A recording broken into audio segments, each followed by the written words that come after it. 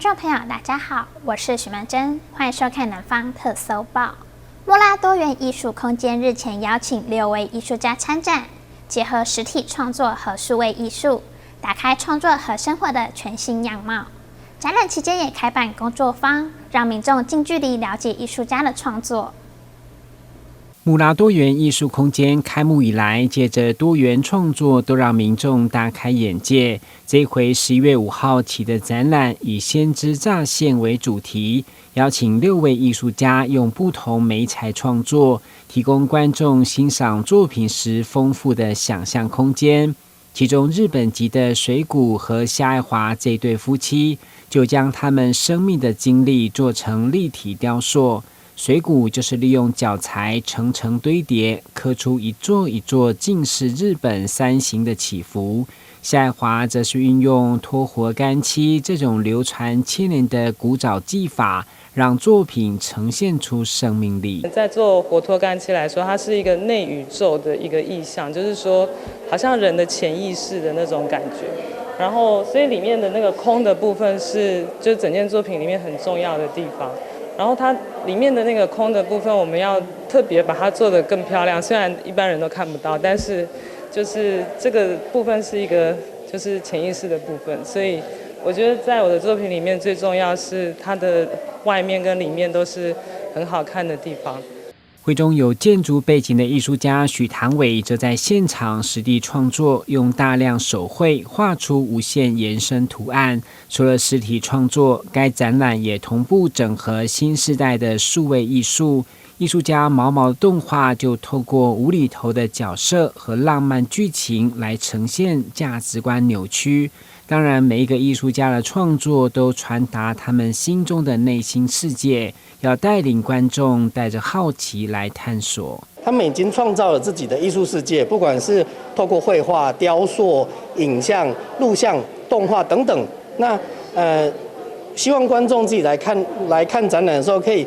真的能够沉浸在这个世界里面，然后去阅读它的材料，同时也阅读一下，感觉一下艺术家的身体是怎么在创作的，同时还要有保持一个游戏的心态，因为我们希望这次的展览是很活泼、很有趣，然后让大家很自然而然就进入这个艺术的状态，这样子。该展览将一直展到明年1月2号，期间也有超时空魔术师的工作坊，欢迎有兴趣民众到莫拉多元艺术空间网站查询。记者郭文吉、林银庚台南报道。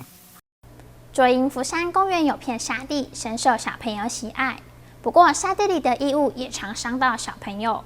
就由里民发起清沙运动，里长也鼓励更多人担任志工。同时期望市府加设防护措施，避免消耗过多人力。本身就住在福山里的左南市议员候选人苏博婷，带着几位里民在沙池里拿着网状的铲子，把沙池里的汁液和果实筛出来。看看沙池的四周种了许多树木，大太阳的时候可以遮阴是很好，但掉落的汁液果实也不少，甚至还有尖锐的杂物会刺伤小朋友。那我第一次踩进去的时候，脚大概就多了10几个大小不同的小洞，这样子，发现说它确实是会危害到小朋友在里面游戏的一个安全。利用这些工具可以滤掉大部分的树枝啊、石头啊，或者是这些落果的部分，可以避免孩童在里面玩的时候，他的一个受伤的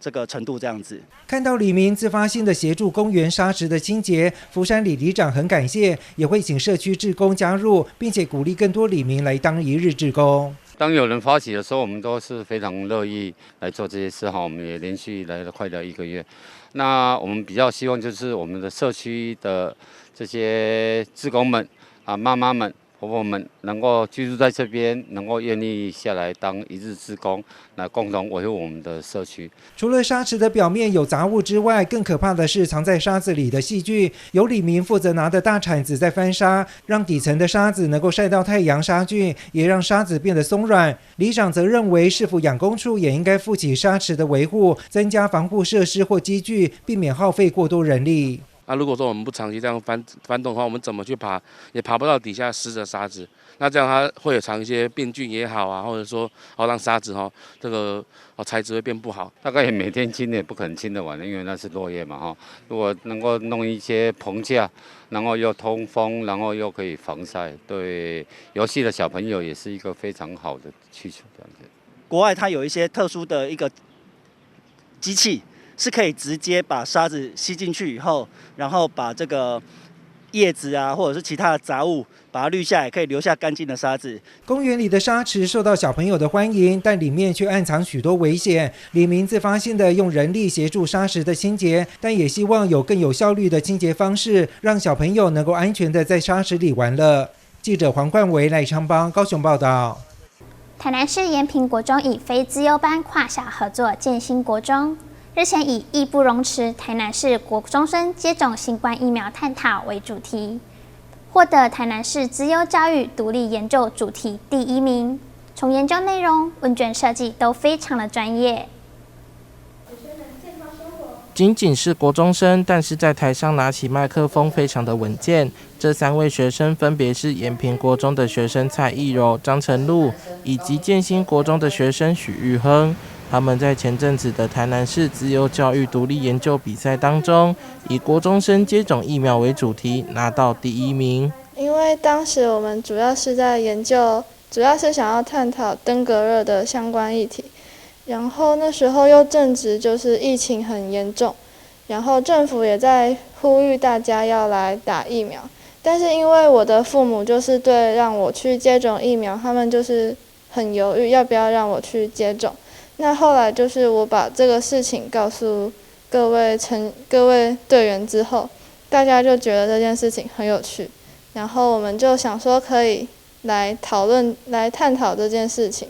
就是每个人在选择要不要接种疫苗上面是不是会有什么差异？我们认为我们遇到最大的困难是在研究的过程中，我们要发放问卷嘛，然后我们发现在打电话过去联络学校的时候，发现一直找不到人，老师一直不在，所以我们还要透过留言或者是在等下一节下课再去联络的方式才能找到老师，甚至我们是最后还出动了校长去来协助我们发放问卷，所以我们最后才能将问卷成功的发出去的。这个研究问卷以5C 理论做设计，总共向全台南市20间学校发出438份的家长以及学生问卷，经过他们数据化的整理以及图表化的呈现，加上许多事前准备，才上台向大家报告。就是在整次的报告当中，我最开心的一件事呢，就是当评审问出了最后一个问题，那个问题他就是问说什么是标准差，什么是相关系数，而这个问题我刚好也会回答，所以我成功的答了出来。而他们在听到我们能够成功的回答出来后，评审们的脸上都充满了肯定，这使我感到非常的高兴。孩子们跟我们原先设想要做登革热的主题不一样的时候，小失落，可是有更大的高兴，就是我们一直在往让台南这个城市更健康的路上走。那这次我们配合秀丽老师的专场，他是在辅导上非常有研究的老师，我们把心理辅导用在健康防疫上，然后我们也获得很大的肯定跟支持。那未来如果还有更多这样的机会，我们愿意一起来支持更多愿意做研究的学生。那当然还有就是说，我觉得小孩子他们也很勤奋、很努力。那在过程里面不厌其烦的接受我们的指导，就是说，他们要能沉得住气。其实做研究本身，其实沉得住气很重要，因为我们的教育其实很多时候都教他们要去记啊，要去背啊，因为要考试。可是做研究其实是未知，我可能还不知道答案是什么。那我需要去找答案，我需要不断的可能透过像问卷的设计，我想要了解什么，那我的研究问题是什么？那透过这个过程去找到最后的答案，那这个就会是乐趣。他们研究的这个议题可以说是非常贴近现在人的生活，而且成果也是相当有参考价值。他们花了近1年的时间来研究，当中他们也学习到新的技能，突破自我，连家长看了也非常感动。我想当一个学生的家长，尤其在现代的社会底下，我们都很在意孩子们的教育跟学习。那能够有这么好的老师，这么好的校长，然后成立一个这么奇妙的神奇团队，跨校合作。我想建新跟延平是2个很不一样的学校，那甚至于他们所属的区域在台南也很不相同。那可以有这样的一个交流，我觉得对自己的孩子来讲是很大的幸福。那在这一次，我也见识到了这个好的老师，好的这个学校的经营者，如何去建制一个学习的环境，然后让孩子们有很好的成长的空间。我想这是我们当家长最大的欣慰。在这个研究过程当中，我非常谢谢杜俊兴校长以及吴秀丽老师的指导，没有他们的指导呢，不可能有这次这么好的成绩，也不会让我学到这么多东西。因此，我非常感谢他们2人的指导。为了对抗新冠病毒，不止政府要努力，家长、学生还有大家也要一起站出来，共同守护健康，因为我们义不容辞。2间学校跨性别、跨领域的合作非常难得，而这份成果除了在公共卫生政策这方面有相当的意义，更重要的是让学生可以学习到学校课程之外的内容，让他们受益良多。记者杨顺怀台南报道。一品公园位于桥头区瑞祥一街，在今年初启动儿童游乐场改造，并让当地里民及民间团体参与讨论。日前已完成，正式对外开放中。一品公园位于桥头区瑞祥一街，在今年初启动儿童游戏场改造，打造安全及趣味兼具的游戏场。施工改造后，在日前正式开放，其中火车游戏组更是获得在地民众好评。很棒啊，就是很多人都会来这边玩，对，然后这边有那个停车场，然后也有别的地方的那个人会来，就是这边停车，然后专门来玩这个火车头的那个游乐设施。对啦，伊这平时囡仔真有吸引啦，囡仔真有兴趣啦，囡仔都较有兴趣啦。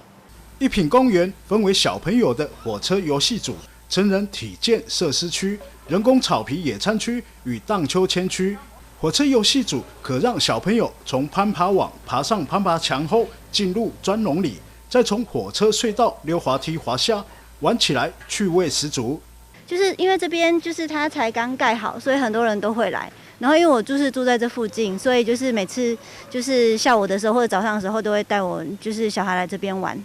这样子，对，然后前几天来是看到有人在那个草坪那边野餐，对，下午的时候很多人。阳光处表示，在市府公务团队打造下，各区好玩又有趣的特色游戏场将越来越多，陆续改造完成，让大小朋友可以在公园里悠闲的尽情玩耍休憩。记者李真道高雄报道。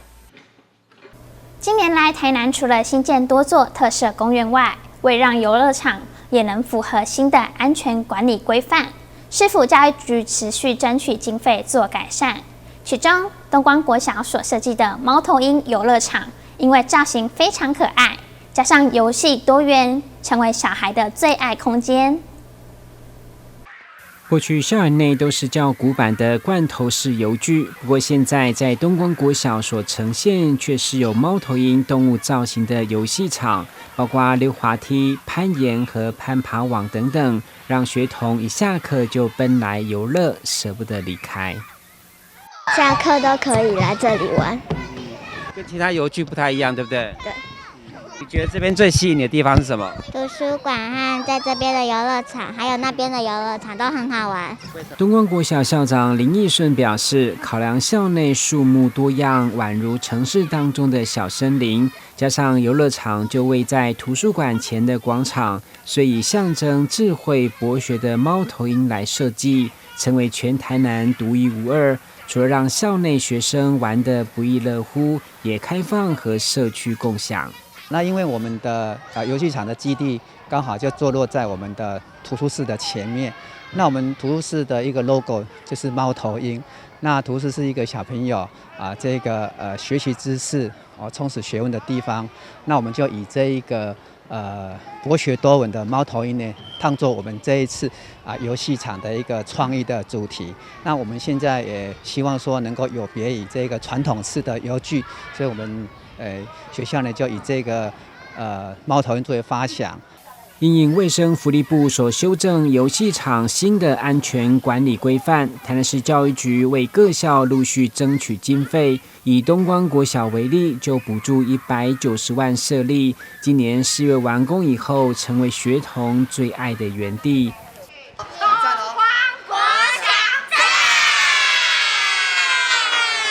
记者郭文吉和乔邦台南报道。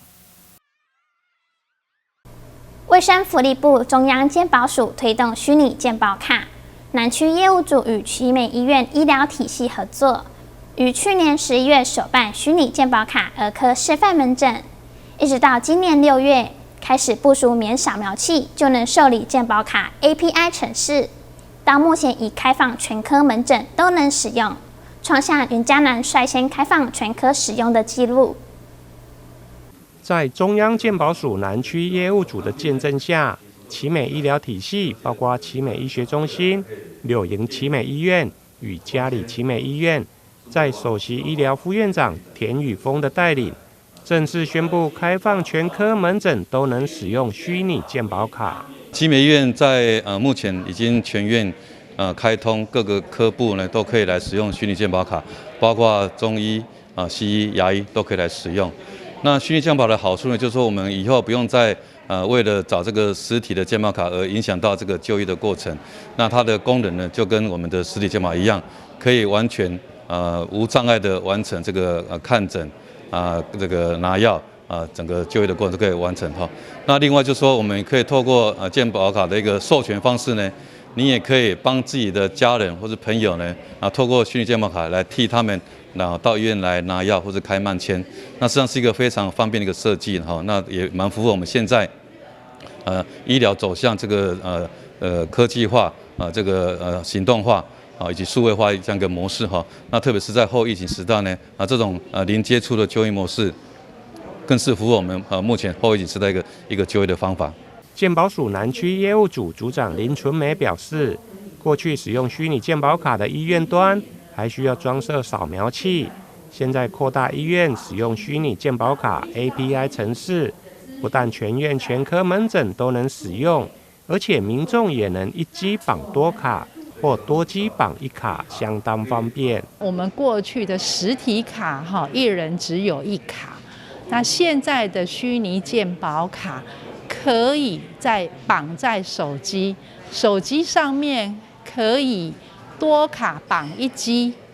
一卡也可以绑多机，对于我们的民众就医更便利。你一个人至少你除了实体卡，你还有虚拟卡，那类似我们的父母、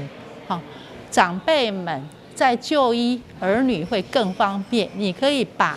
父母的卡绑在你的手机，也不会有遗失。那小孩呢？妈妈可以把小孩幼儿的卡绑在他的手机，跟保姆之间在就医上面会更便利。因为申请虚拟健保卡必须下载健保快易通的 APP， 才能够快速开通与绑定，而且设定时也必须授权。因此健保署也派人在各大医院协助民众，而医院同时也寄出好礼，民众只要在年底12月31号前成功以虚拟健保卡门诊就医，即可至服务台来兑换超商商品券，数量有限，领完为止。记者林英根台南报道。高雄市盐埕区有一间地下音乐基地，平时不只有音乐表演，老板本身也是位木工达人，擅长利用废弃木料制作木箱鼓，为鼓励民众一同享受 DIY 的乐趣，还时常开设课程，带大家做出别具个人特色的木箱鼓。